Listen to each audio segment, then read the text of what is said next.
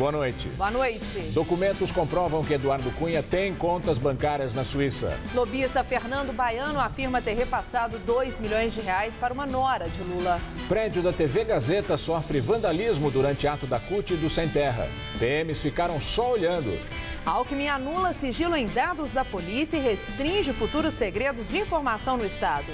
Haddad promete reeditar portaria que tornou sigilosas as imagens de câmeras de segurança. E na série Cara de São Paulo, Ivani Nakad, ela cresceu rodeada por livros e fundou o Instituto Brasil Leitor.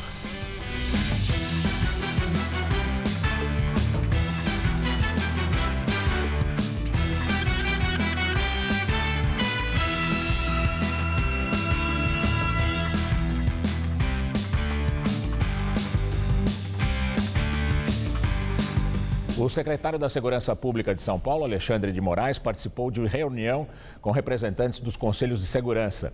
Ele destacou que só existe sigilo na Secretaria de Segurança para o que realmente é necessário. Hoje, o governador Geraldo Alckmin, do PSDB, assinou o decreto que anula o sigilo de dados da PM. O encontro na Zona Sul de São Paulo contou com a presença de 12 representantes de conselhos de segurança da capital.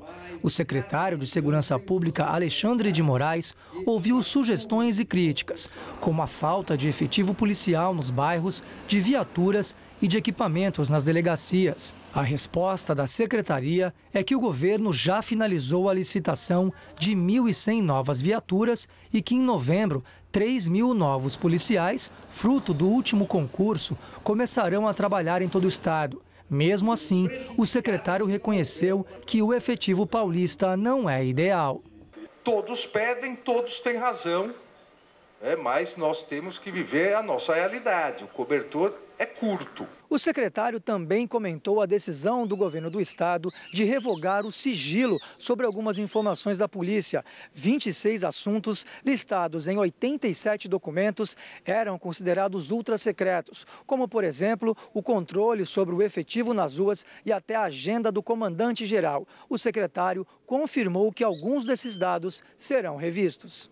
Somente serão sigilosas as informações realmente sigilosas. No âmbito da Secretaria da Segurança, sigiloso só aquilo que realmente possa colocar em risco planejamento, operações de segurança pública, colocar em risco policiais ou a sociedade.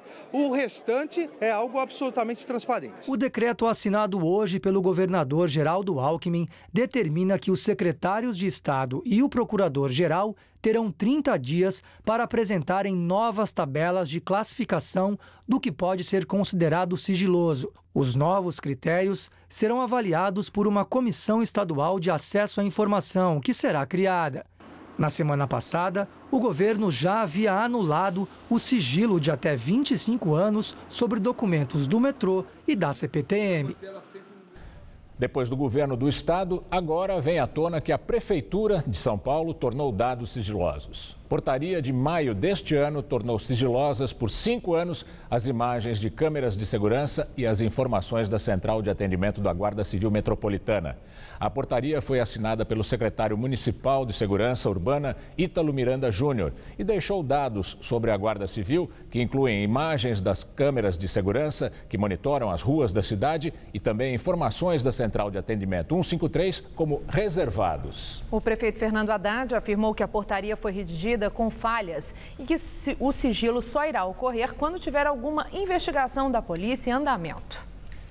O autoritarismo e a prepotência no Brasil, como nós acabamos de ver, não são prerrogativa deste ou daquele governo, de direita ou de esquerda, ou seja lá o que for.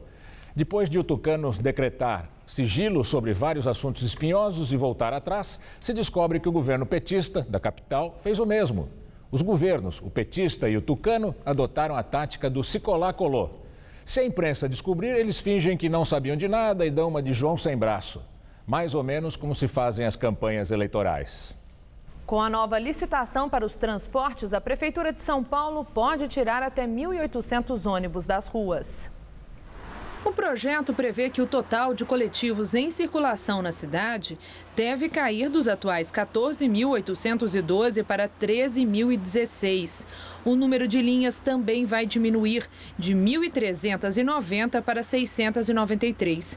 A Prefeitura argumenta que a redução do número de ônibus será compensada por um aumento da quantidade de viagens. Hoje, segundo a SP-Trans, são feitas pouco mais de 186 mil viagens. A nova licitação prevê que o número seja de quase 218 mil.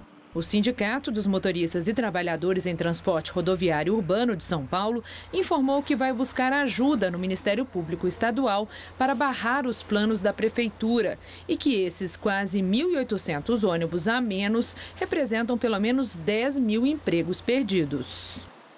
Documentos comprovam que o presidente da Câmara dos Deputados, Eduardo Cunha, do PMDB, tem 4 contas bancárias na Suíça. Os documentos divulgados pela TV Globo foram enviados ao Brasil pelo Ministério Público suíço. Há cópias de passaporte da assinatura do deputado em cadastro do banco. Segundo o Ministério Público Federal brasileiro, são 4 contas bancárias na Suíça, com o nome completo do presidente da Câmara, data de nascimento e o endereço de um apartamento na Barra da Tijuca, no Rio de Janeiro.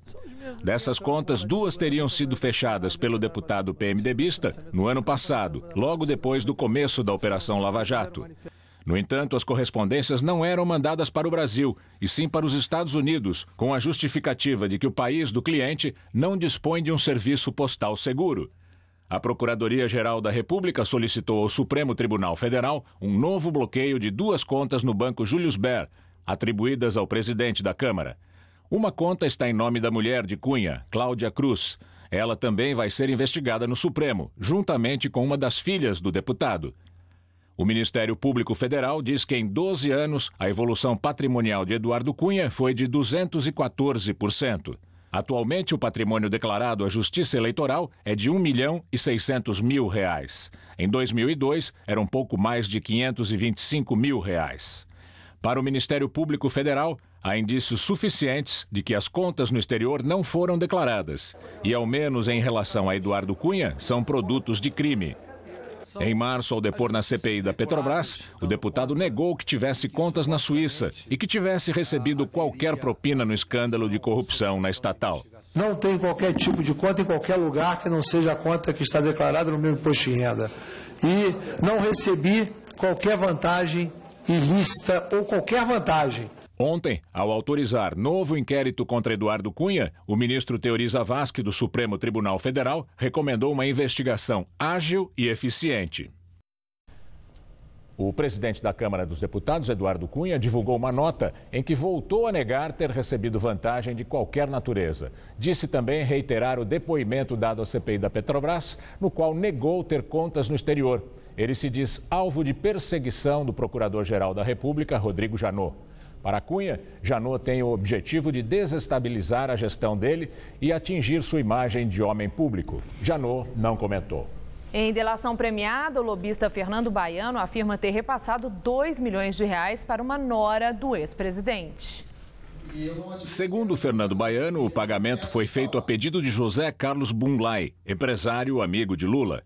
O lobista diz que o valor era referente a uma comissão a que Bunlai teria direito por incluir o ex-presidente numa negociação para um contrato.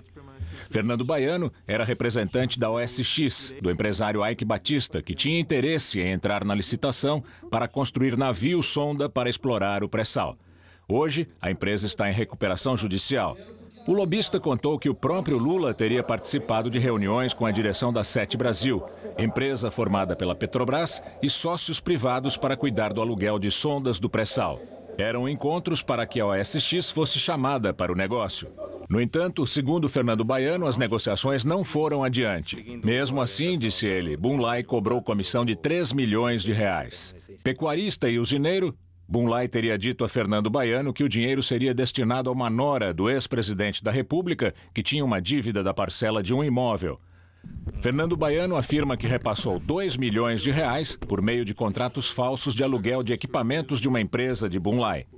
Segundo o jornal O Estado de São Paulo, a Operação Lava Jato apurou que José Carlos Bunlai teria acertado propina de US$ 5 milhões com Nestor Cerveró, ex-diretor da área internacional da Petrobras. O valor teria sido pago pelo Grupo Chaim, em troca de um contrato de operação do navio sonda.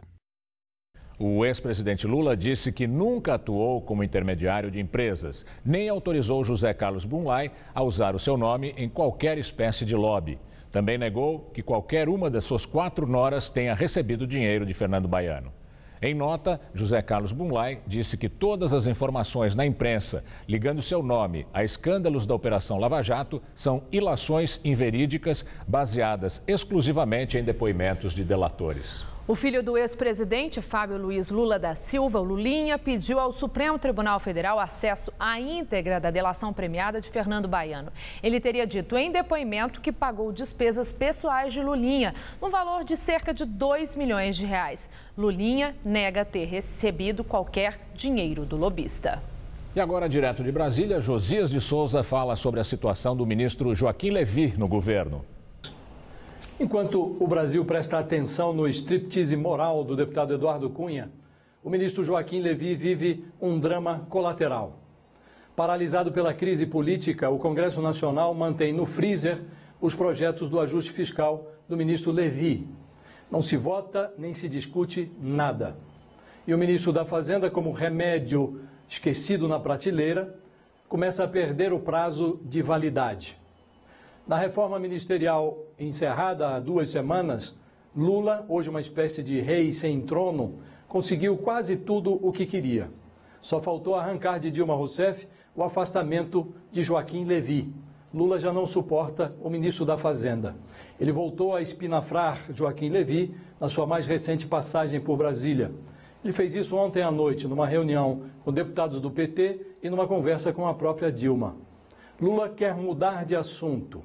Ele não quer mais falar de ajuste fiscal, agora quer falar de crescimento econômico. O diabo é que para chegar no crescimento é preciso fazer algum tipo de ajuste.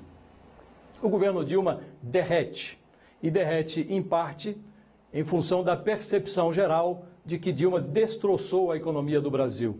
Dilma colocou o país em marcha ré. O ministro Levy foi importado da diretoria do Bradesco para resolver esse problema. Dilma pode até trocar Levy, mas é preciso dizer o que vai colocar no lugar e o que vai ser feito. A ideia de que um presidente pode rolar os problemas econômicos apenas falando de otimismo no centro do inferno já não cola.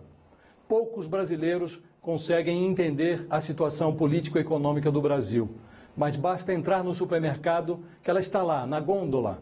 A inflação lateja no preço dos produtos. E isso não é algo que se resolva com empulhação. Boa noite.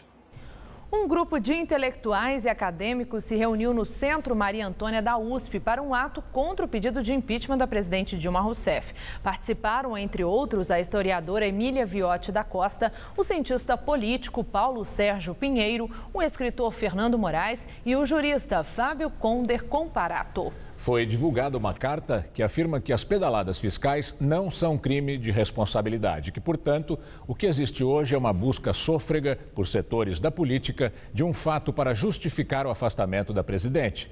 A carta diz ainda que o impeachment foi feito para punir governantes que efetivamente cometeram crimes e que, para eles, Dilma não cometeu nenhum crime.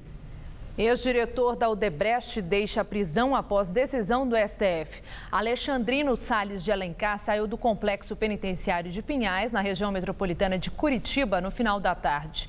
Ex-diretor de Relações Institucionais da empreiteira, ele havia sido preso em junho, suspeito de participação no esquema de corrupção na Petrobras. Alencar acompanhou o ex-presidente Lula em viagens ao exterior. O ministro Teori Zavascki entendeu que não havia provas de que Alencar pudesse atrapalhar as investigações. No entanto, ele não pode deixar o Brasil. Outros executivos da Odebrecht, inclusive o presidente da empresa, Marcelo Odebrecht, continuam presos. Ela teve uma grande ideia que transformou milhares de vidas. Ivani Nakad implanta bibliotecas comunitárias em escolas, creches e instituições. Já fez chegar às mãos de quem não tinha acesso à leitura mais de 20 mil livros. Esse projeto, que começou aqui em São Paulo, hoje está em 12 estados brasileiros, com mais de 140 espaços. É por esses motivos que Ivani Nakad é uma personagem que é a cara de São Paulo. Ivani Naked cresceu rodeada por livros e aprendeu desde cedo o quanto a leitura pode mudar a vida de uma pessoa. E foi esse lema que a incentivou a desenvolver um projeto que nasceu aqui em São Paulo, mas já chegou a 12 estados do país, o Instituto Brasil Leitor, fundado por ela e pelo marido, William. Na década de 90 começou a haver discussão no mundo inteiro sobre o analfabetismo funcional. A gente teve conhecimento disso empresarialmente. E veio a ideia de juntar pessoas, vamos fazer um instituto que fosse especializado em estímulo à leitura. Já são 15 anos de instituto. Nesse tempo, a Ivani chegou à conclusão de que a forma mais fácil de criar novos leitores e mudar a educação no país é atingir a primeira infância. E olha só que biblioteca divertida o Instituto criou para chegar a esse objetivo. Quando você lê a história da Joaninha, você tem a Joaninha, né? Você tem a fantasia da Joaninha para representar essa história, criar uma brincadeira simbólica. O assunto que é tratado, ele está dentro do livro, ele está na fantasia, ele está no CD, ele está no teatro, ele está em diversas formas do brincar. O livro aqui não fica sozinho na estante parado, não. A ideia de uma biblioteca interativa é a de que o livro conversa com várias outras linguagens, como, por exemplo, a do notebook com a internet, a da música, por que não a da arte, no grafite das paredes, também a dos brinquedos. Tudo isso para colocar na cabeça da criança que a informação não está só aqui nas páginas, não, mas também em todo o entorno. Esse modelo fez tanto sucesso que uma réplica dessa biblioteca foi, sabe para onde? Aqui, para a Fundação Casa. Esta biblioteca, na unidade da Vila Guilherme, ficou pronta há 5 meses. E de lá para cá, tem adolescente que aluga livro toda semana. Este jovem passou até a escrever um livro de poesias. Quando eu comecei a escrever, começaram a me chamar de escritor, mas não é isso que eu sou. É apenas algo para amenizar a minha dor, mas não a dor de estar preso, pois cada reação tem seu preço. Não tem só livro, tem muitos tipo instrumentos, tal, globo terrestre, as coisas assim, livros sobre esporte, tal, jogos. Tudo para que a leitura seja disseminada e salte das páginas, como sempre planejou a Ivani. O resultado lá está sendo absurdamente grande. Assim, os meninos estão lendo assim, filósofos, estão lendo 5, 6 livros por mês, quando eles não tinham nem nunca conseguido pegar um livro na mão.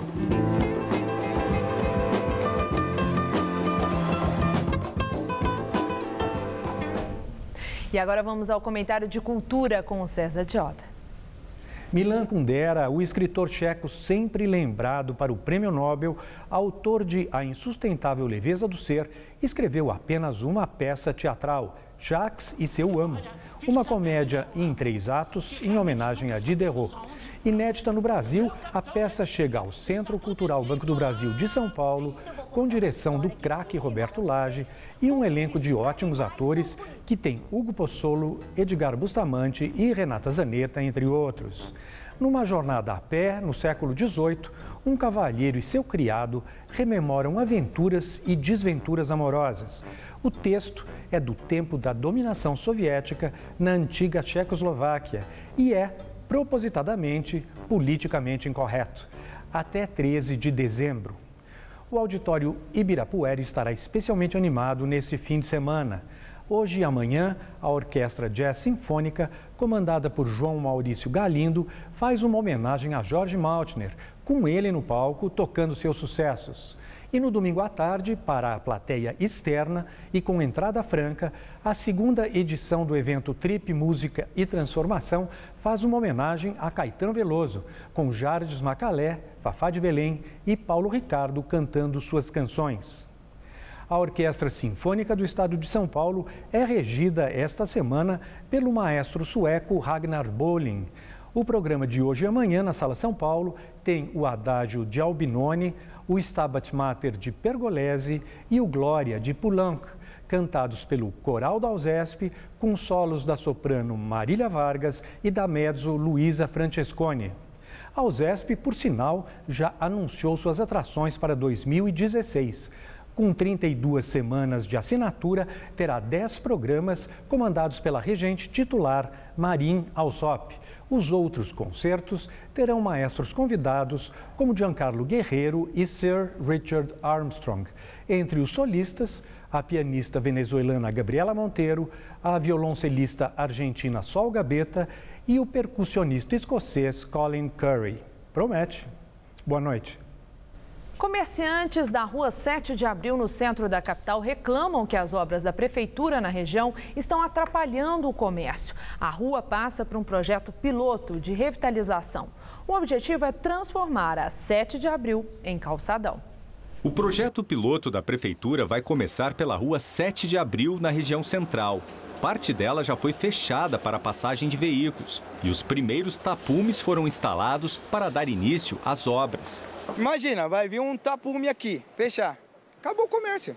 O novo calçadão terá 220 metros. Vai da Rua Braulio Gomes a Gabus Mendes e será destinado exclusivamente aos pedestres. O projeto prevê também a instalação de novos postes de iluminação, lixeiras enterradas para o depósito de resíduos dos comércios e residências e um novo sistema de drenagem de água da chuva. A previsão é que a obra fique pronta em 7 meses e vai custar cerca de R$ 2.185.000. José Mendonça tem uma loja de celulares na rua desde 2009. É a favor da reforma, mas está apreensivo. Natal chegando. Nós temos final de outubro, novembro e dezembro, que é onde você pode melhorar um pouco as vendas. Aí chega o pessoal e fala, a partir de sábado está fechado? Eu não fui consultado. E como eu, vários outros comerciantes daqui da região também não foram consultados. Esta galeria vai ser inaugurada na segunda-feira e os montadores das lojas dizem que foram surpreendidos. É um absurdo, porque não foi comunicado nada com ninguém, fizeram à noite para ninguém saber. É que nem agora, a gente ia entrar com as peças aqui e não tem como, porque soldaram as peças. Andressa trabalha na loja de roupas e diz que o movimento também já caiu bastante. Já aconteceu uns 5, 6 roubos, só nesse canteirinho aqui. A gente fica com medo de sair, que a gente fecha a loja à tarde, né? Vai sair a gente sozinho. E nesse período de obra, os pedestres também terão que ter paciência. A calçada ela foi diminuída pela metade, então a travessia está bastante complicada por aqui. O espaço estreito é dividido com caixas, guarda-roupas, bicicletas e entregadores. Isso aqui amanhece um caos aqui, o lixo todo esparramado. Precisa resolver, dar um jeito, onde vai colocar o lixo, onde não vai.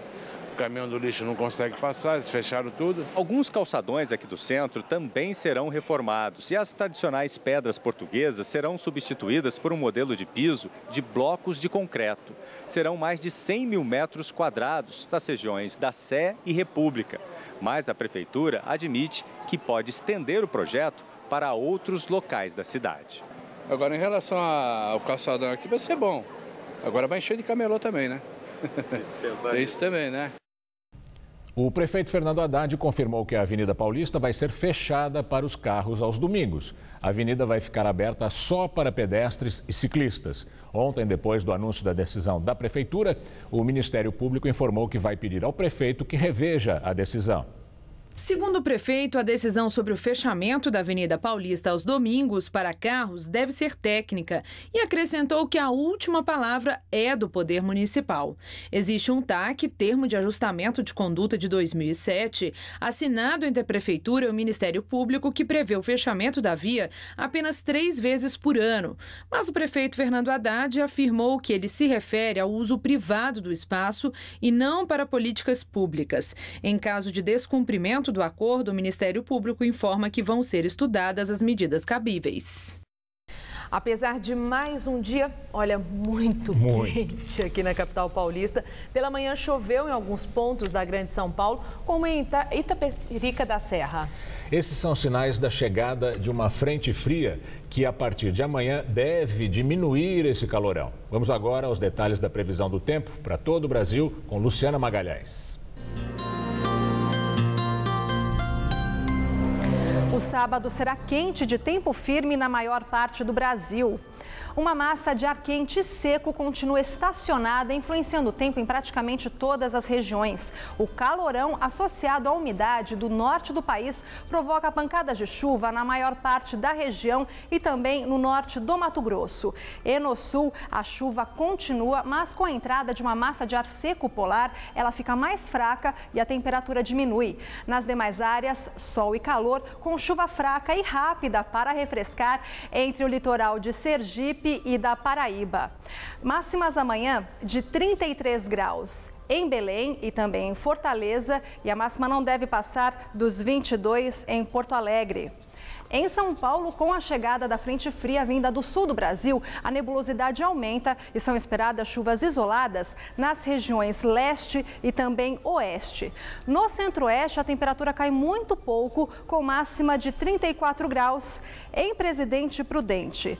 No centro-norte, o tempo fica aberto, com máxima de 34 em Barretos. E quem for aproveitar o litoral pode se decepcionar, pois o céu deve ficar com muitas nuvens e a temperatura amena, com máxima de apenas 26 graus em Santos e também em Caraguatatuba.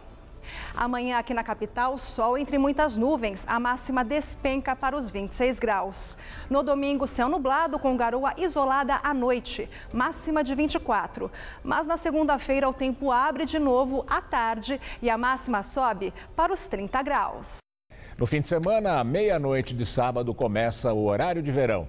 Os relógios devem ser adiantados em 1 hora. O governo federal estima que a economia de energia no período vai ser de 7 bilhões de reais.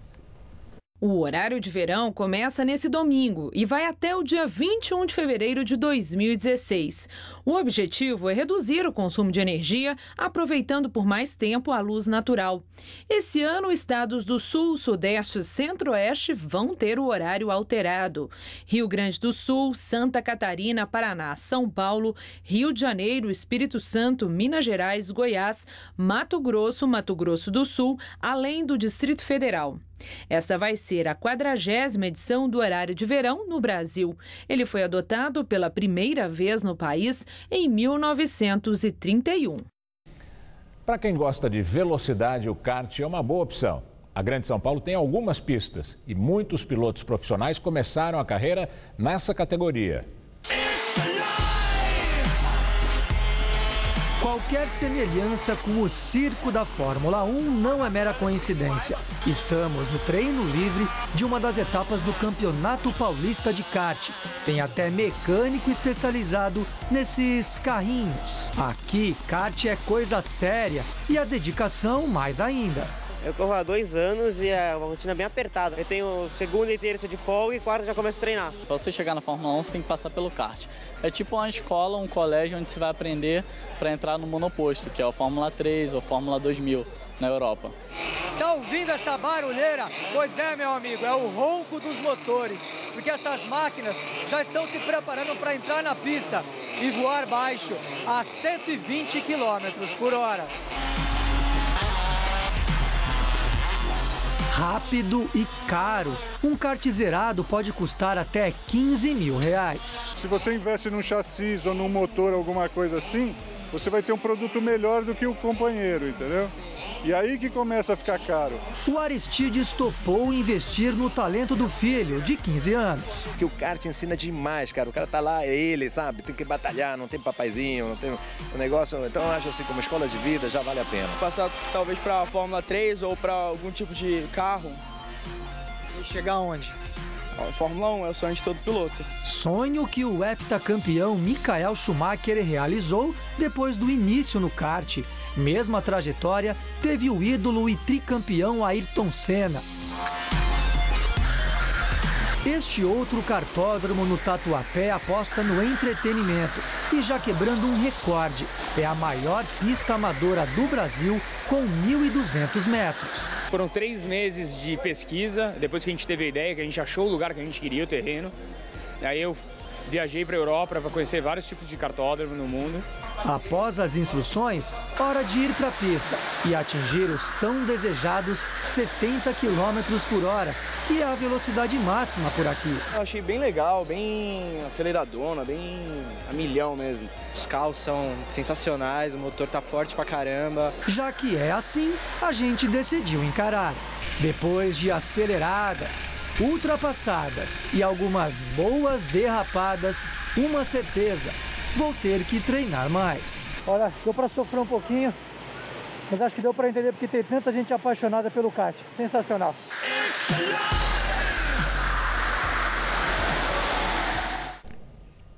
E para quem é amador e quer viver a experiência de pilotar um kart, é caro. Custa, para andar meia hora na pista mostrada na reportagem, R$ 100 durante a semana e R$ 120 nos fins de semana.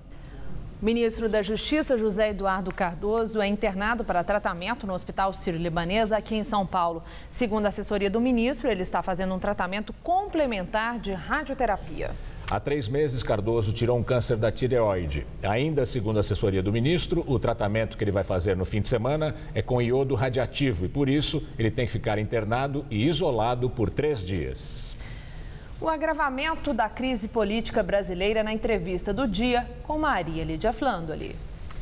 Quem faz a análise do cenário político nacional é o cientista político Vitor Marchetti, professor e coordenador do bacharelato em políticas públicas da Universidade Federal do ABC. Obrigada, professor. O momento que nós vivemos, professor, é de emoções fortes, de muita ansiedade e imenso pesar por tudo que está acontecendo com o país, com resultados negativos tão palpáveis na nossa economia. Do ponto de vista político, eu quero começar com essa polêmica do impeachment. Nós temos, de um lado, juristas notáveis, reconhecidos, de prestígio, que entram com pedido de impeachment com base jurídica e também subscrito pela advogada Janaína Pascoal, Hélio Bicudo, Miguel Reale, entendendo isso. Do outro lado, nós temos outros juristas, Dalmo Dallari, Fábio Conder Comparato, pessoas também de grande prestígio e intelectuais que subscrevem dizendo não há crime. Não tem cabimento o impeachment. Impeachment é um retrocesso. Eu quero ouvir do senhor o que é que uma controvérsia desse peso pode causar para a sociedade brasileira. Né? O cidadão que acompanha os fatos, nessas alturas, pensa o quê? E a cidadania, aonde vai parar? Pode causar um retrocesso? Olha, Maria, se nós fôssemos um país parlamentarista, eu diria que uma troca de governante, uma troca de um primeiro-ministro seria algo corriqueiro, algo do jogo, algo que se espera que aconteça diante de uma grave crise. Nós optamos por um sistema presidencialista, apesar da tese parlamentarista já ter sido debatida algumas vezes no país.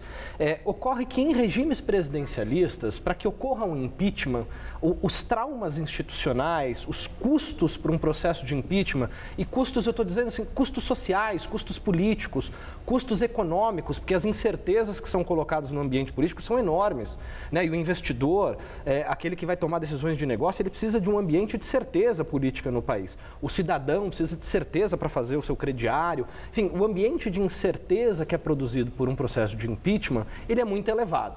Ocorre que hoje no país nós já estamos vivendo um ambiente de incerteza institucional. O debate sobre a sucessão presidencial não terminou. A eleição de 2014 não terminou.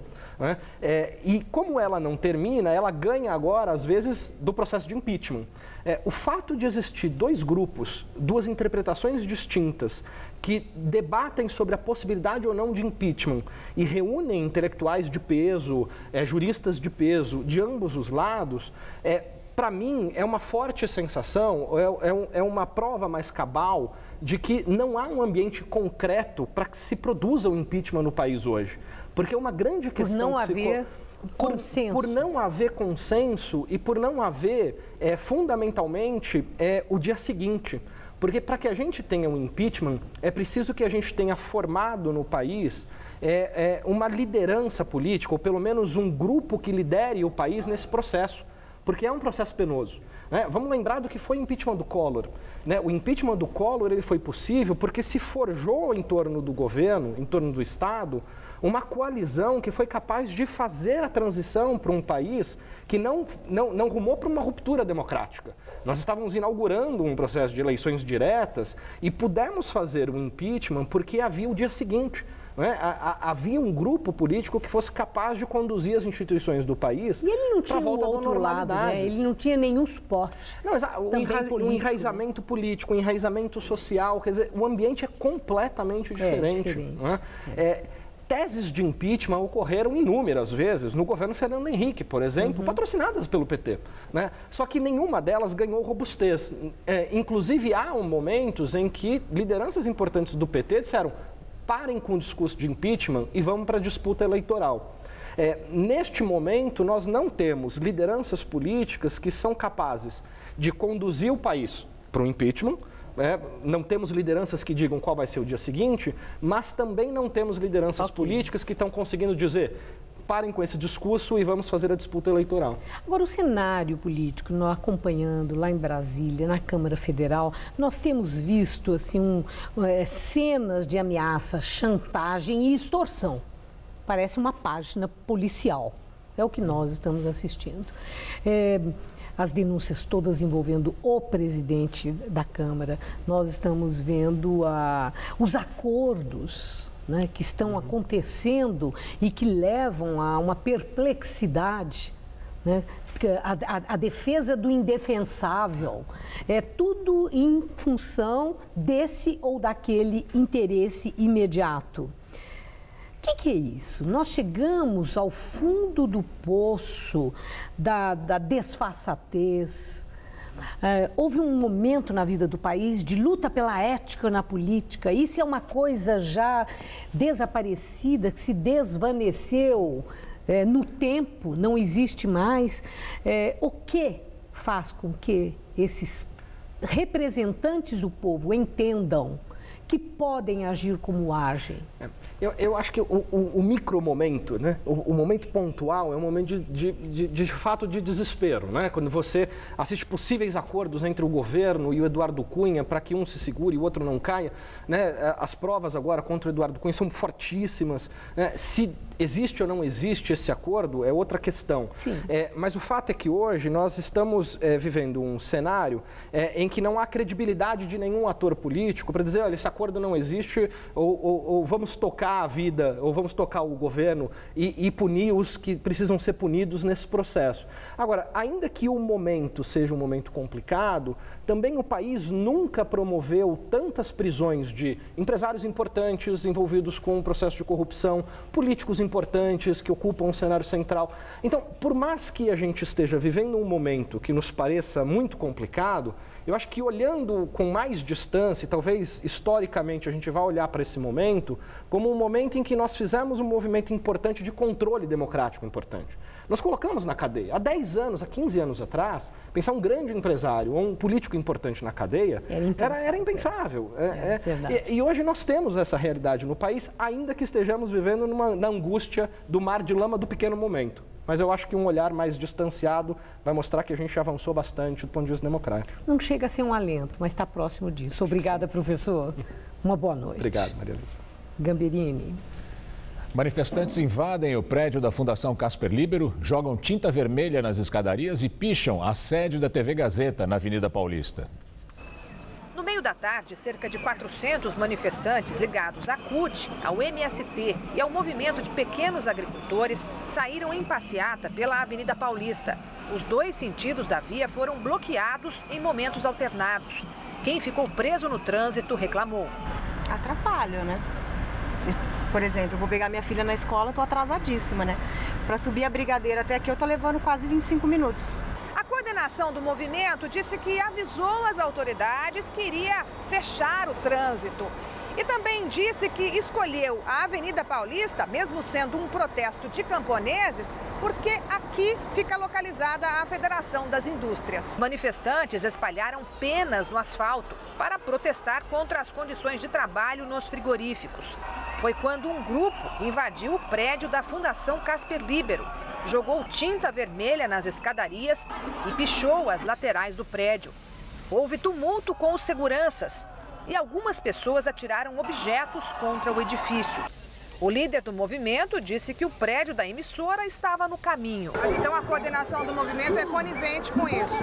Não, nós não somos coniventes. Foi um protesto geral contra os meios de comunicação. A polícia acompanhou todo o protesto, mas não agiu contra a ação truculenta dos manifestantes. Uma ação isolada, depois foi feita devido à contenção logo de momento. Mas tinha vários policiais ali nas laterais, por que eles não tentaram conter? Porque eles estavam focados para o outro lado da manifestação. Aí um grupo saiu e deslocou lá e fez a invasão. Pegou de surpresa? Pegou de surpresa? Sim. A representante patrimonial da Fundação Casper Libero falou sobre o ocorrido. Nós estamos aqui chocados com essa situação.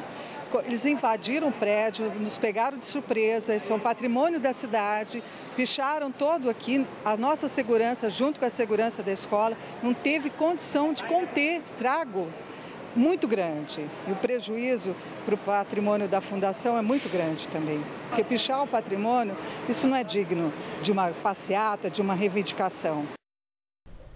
A nossa produção, a Polícia Militar afirmou que atuou de forma a evitar que o tumulto produzisse vítimas e que interveio em momento oportuno. A PM diz ainda que conteve 2 vândalos que picharam o prédio da Fundação. O emprego na indústria caiu 6,9% em agosto, na comparação com o mesmo mês de 2014. Segundo informações divulgadas hoje pelo IBGE, esse é o maior recuo da série histórica, que começou em 2001. Os 18 ramos da indústria pesquisados cortaram vagas. O que mais pesou foi o setor de meios de transporte. Na comparação com julho, o emprego na indústria caiu 0,8% e a 8ª taxa negativa consecutiva. O índice de atividade econômica do Banco Central, considerado uma prévia do PIB, teve novo recuo em agosto. No mês retrasado, o IBC-BR caiu 0,76%. Foi a terceira queda mensal seguida do indicador. E agora vamos ao comentário de economia com Vinícius Torres Freire. O dia inteiro de hoje foi de boataria sobre a saída do ministro da Fazenda, Joaquim Levy. Até agora há pouco, Levy esteve reunido com a presidente para tratar das contas do governo neste ano.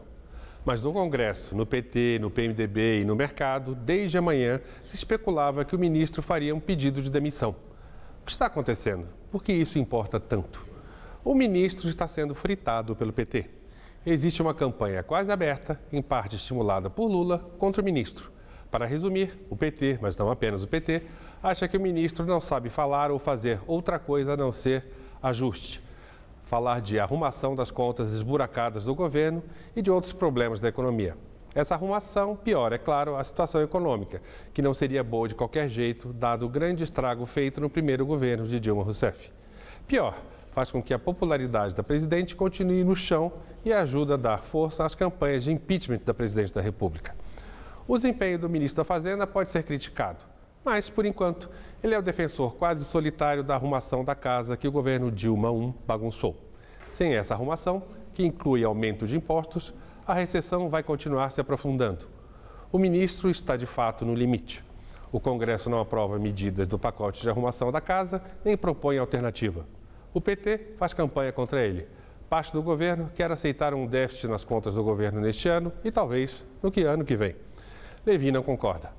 Nos bastidores, reconhece-se que o ministro foi a presidente reclamar dessa sabotagem, que precisa de apoio. Sem apoio, mesmo dentro do governo, não tem o que fazer lá. Como o ministro é visto pelo mercado como o último defensor da arrumação da casa, se Levy cair, a casa cai também, a não ser que se arrume alguém parecido com ele. Por ora, dada a pindaíba do governo, não há muita alternativa de política econômica que ele defende, mesmo com seus defeitos. A situação é de emergência. Boa noite. E você vai ver a seguir o drama dos refugiados. A polícia búlgara matou a tiros um afegão que tentava cruzar a fronteira do país. A escalada da violência no Oriente Médio. Em novo dia de fúria, palestinos incendeiam templo sagrado para os judeus. Nesse mundo tudo evolui. A moda evoluiu. Os carros evoluíram. Os tratamentos de beleza também evoluíram. E make-up anti-sinais uma combinação de creme e cápsulas. O creme atinge as camadas mais profundas da pele e as cápsulas agem onde os cremes não chegam. Resultado? Com Imecap Antissinais, os sinais da idade não aparecem. Imecap Antissinais, a evolução no tratamento de beleza.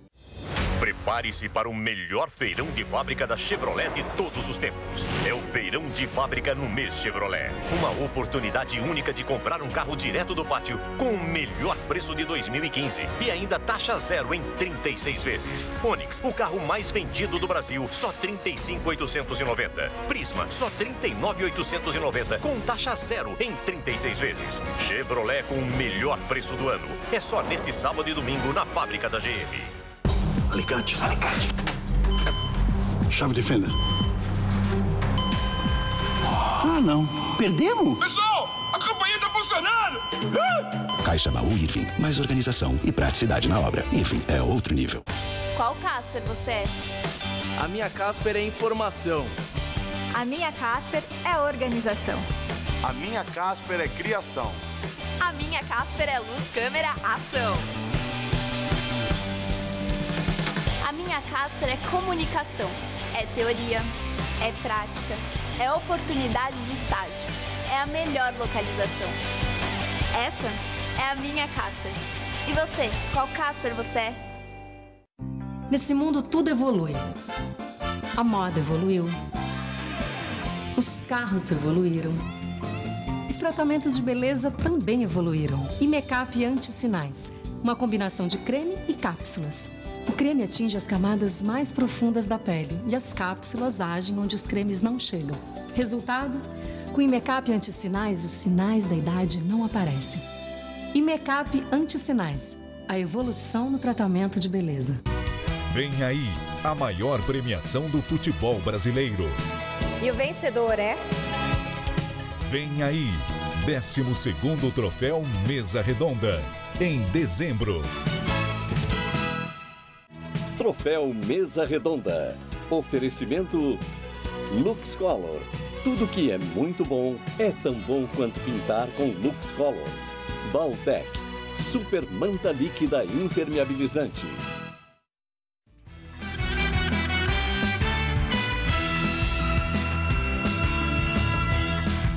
E agora as notícias do esporte com Rodolfo Gamberini e Celso Cardoso. E o Corinthians volta a manter 5 pontos de vantagem sobre o Atlético Mineiro.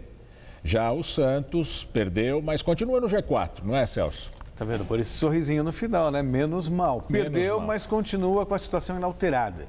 Todos os times estavam credenciados ao G4, perderam. Portanto, o Santos continua na 4ª posição, apesar da derrota para o Grêmio no Sul. Sobre o Corinthians, que entrou em campo contra o Goiás, pressionado com a queda da diferença para o Atlético, se deu bem. Que pressão que nada, venceu com sobras. Na Arena Itaquera, o Corinthians abriu 2-0 sobre o Goiás já na primeira etapa. Edu Dracena de cabeça fez 1-0 e Malcom ampliou. No final do jogo, Rodriguinho acertou um belo chute depois de receber de Jadson e definiu o placar. Corinthians líder 3, Goiás 0. No Maracanã, Rodrigo de cabeça fez 1-0 Vasco sobre a Chapecoense. Só que aos 40 do segundo tempo, Bruno Rangel, cobrando pênalti, empatou a partida. 1-1 placar final entre Vasco e Chapecoense. Na Arena do Grêmio, o tricolor gaúcho bateu o Santos pela contagem mínima, graças a esse gol de Bressan, aos 26 do primeiro tempo.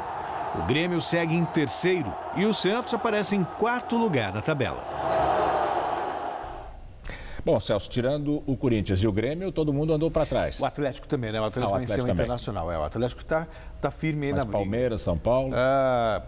Eu não diria que nem andaram, perderam, mas mantiveram-se nas mesmas posições, porque todos que brigavam por essa 4ª vaga perderam, absolutamente todos. E aí ganhou agora a concorrência da Ponte Preta, a Macaquinha estava lutando para não cair, agora está a 2 pontos do G4. De repente pode até ter uma surpresa no final de semana e a Ponte Preta em 4º lugar. É difícil, mas é possível matematicamente. Agora, sobre a briga pelo título, o Atlético estufa o peito, se enche de esperança, diminui para 2 pontos, aí vai o Corinthians e vence, volta tudo como estava. O Corinthians está apresentando, sabe, cara de campeão. É um time que não se abala, tem um padrão tático muito bem definido. Em casa, por exemplo, o Corinthians nesse Campeonato Brasileiro fez 14 jogos em casa. Venceu 12, empatou 1 e perdeu 1. Primeiro jogo para o Palmeiras. Então é uma campanha difícil de ser tirada. É uma bela campanha. Sem dúvida. Bom, e o campeonato continua amanhã com 2 jogos. Brasileirão que vai chegando à reta final. Só faltam 8 rodadas para terminar. E você vai ver agora os jogos do final de semana. Neste sábado, o Avaí recebe o Palmeiras às 6h30 em Florianópolis. Já às 9h na Arena Joinville tem Joinville e Figueirense. Ponte Preta e Curitiba jogam domingo às 11 horas da manhã em Campinas. No mesmo horário, o Cruzeiro recebe o Fluminense no Estádio do Mineirão, em Belo Horizonte. Mais tarde, às 4 horas, acontecem 3 jogos. No Morumbi tem São Paulo e Vasco. O Flamengo enfrenta o Internacional no Maracanã. E na Arena da Baixada, o Atlético Paranaense encara o Corinthians. Santos e Goiás jogam às 5 horas na Vila Belmiro. No mesmo horário, tem Grêmio e Chapecoense em Porto Alegre. Fechando a rodada, o Sport recebe o Atlético Mineiro às 6h30 na Ilha do Retiro.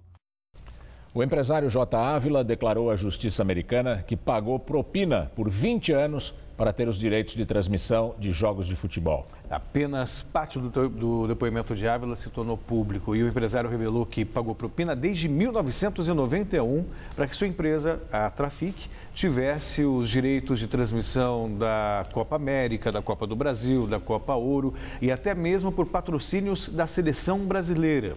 No depoimento, Ávila denunciou Ricardo Teixeira, José Maria Marim, que está preso inclusive na Suíça, e Marco Polo Del Nero, os mais recentes presidentes da CBF. Segundo ele, os dirigentes pediam dinheiro por fora para renovar os contratos de transmissão. Celso, o J. Ávila é o dono da Trafic, né? Correto.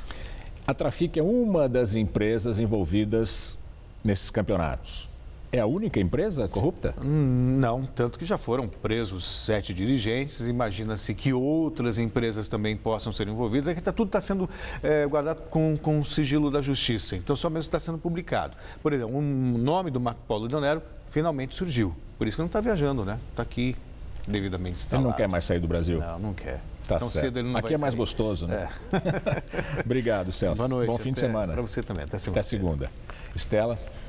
Organização que monitora a guerra na Síria avalia que mais de 250 mil pessoas já morreram desde o início do conflito em 2011. 30 mil pessoas são consideradas desaparecidas. 20 mil podem estar nas prisões do regime de Bashar al-Assad e 10 mil estariam nas mãos de rebeldes. O Observatório Sírio de Direitos Humanos, com sede em Londres, coleta dados por meio de uma rede de informantes na Síria. Jatos turcos derrubaram um drone de nacionalidade não identificada em seu espaço aéreo perto da fronteira com a Síria. O incidente aconteceu quase 2 semanas depois de 2 aviões russos terem violado o espaço aéreo da Turquia e coincide com uma ofensiva do regime de Assad em Alepo com o apoio do Irã e de jatos russos.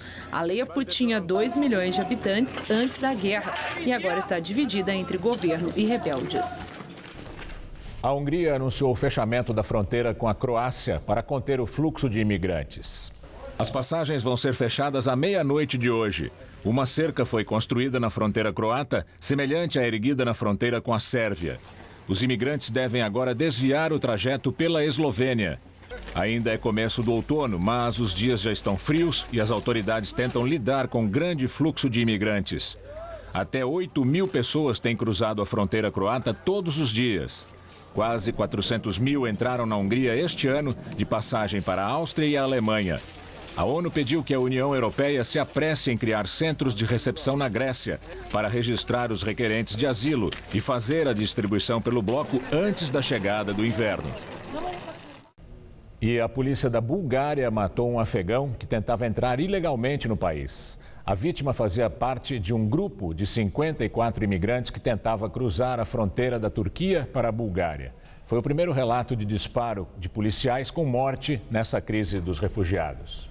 A escalada da violência no Oriente Médio. Palestinos fazem mais um dia de fúria. Eles incendiaram um templo sagrado para os judeus e enfrentaram soldados israelenses na Cisjordânia, em Gaza.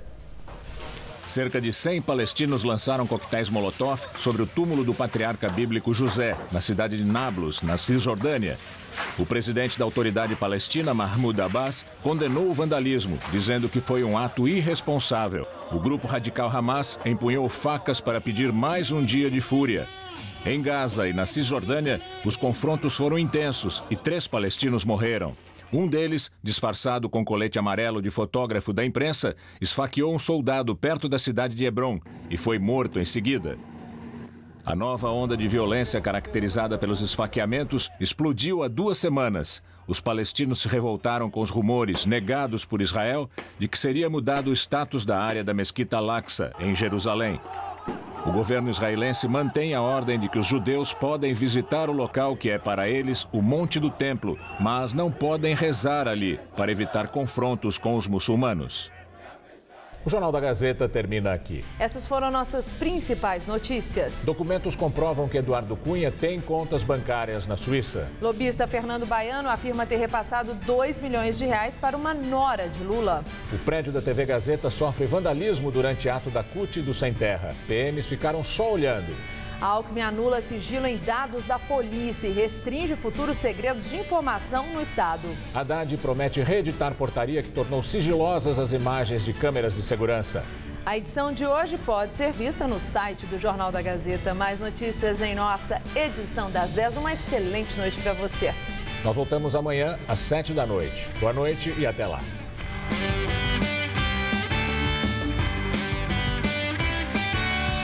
Hoje, 11h30 da noite, confira de perto a adrenalina do Velocross no Vida de Atleta.